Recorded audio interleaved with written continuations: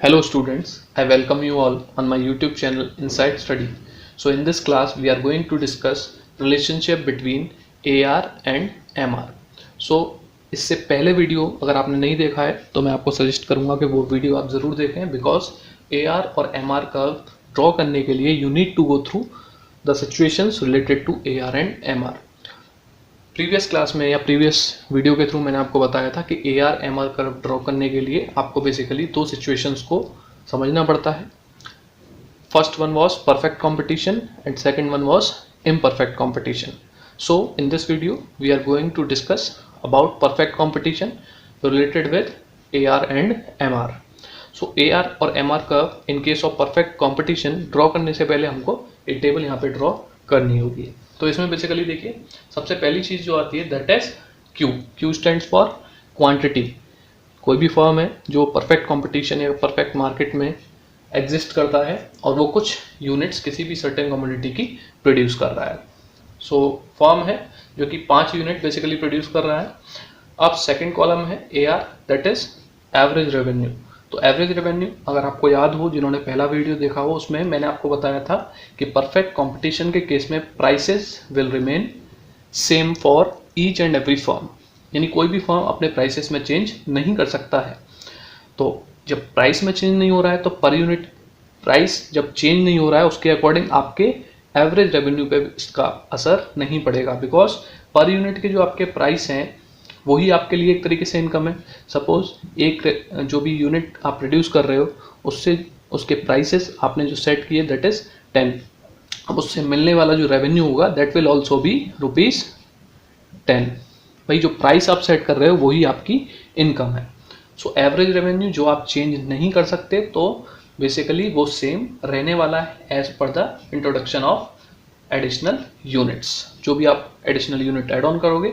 अब जब additional unit की बात की है तो मार्जिनल रेवेन्यू का भी केस आ जाता है कि आप एक एडिशनल यूनिट प्रोड्यूस करते हो, बनाते हो, तो उस केस में मार्जिनल रेवेन्यू एवरेज रेवेन्यू की तरह ही सेम रहेगा.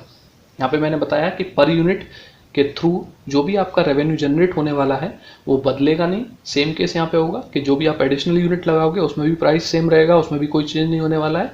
तो मार्जिनल या एडिशनल यूनिट से जो आपको रेवेन्यू मिलेगा वो भी आपका सेम रहेगा. That's why 10 is written here in all the cases. Now third is total revenue. TR stands for total revenue. Total revenue मैंने आपको कल बताया था या पिछले वीडियो में बताया था कि बेसिकली जब भी आप नई यूनिट ऐड ऑन करते हो या जितनी यूनिट्स आप प्रोड्यूस करोगे, एक यूनिट प्रोड्यूस करोगे तो उससे कुछ ना कुछ रेवेन्यू मिलेगा, 2 यूनिट प्रोड्यूस करोगे तो उससे कुछ ना कुछ रेवेन्यू आपको मिलेगा. अब जैसे हम बात करते हैं एक यूनिट प्रोड्यूस कर रहे थे तो हमको रेवेन्यू कितना जनरेट हो रहा था? ₹10. इसी तरीके से जैसे ही एक और यूनिट हमने प्रोड्यूस की दैट इज 2, तो हमको एवरेज रेवेन्यू तो अर्न हो रहा था 10, यानी एक यूनिट का रेवेन्यू 10 अर्न हो रहा था. लेकिन पहले वाला रेवेन्यू ऑलरेडी यहाँ पे एग्जिस्ट करता है तो टोटल रेवेन्यू विल बी 20. मैं आई एम रिपीटिंग अगेन कि एक यूनिट प्रोड्यूस करने पे आपको रेवेन्यू जनरेट हो रहा था 10. अब आप जब 2 यूनिट प्रोड्यूस कर रहे हो तो आपका रेवेन्यू कितना हो गया? अगेन 10.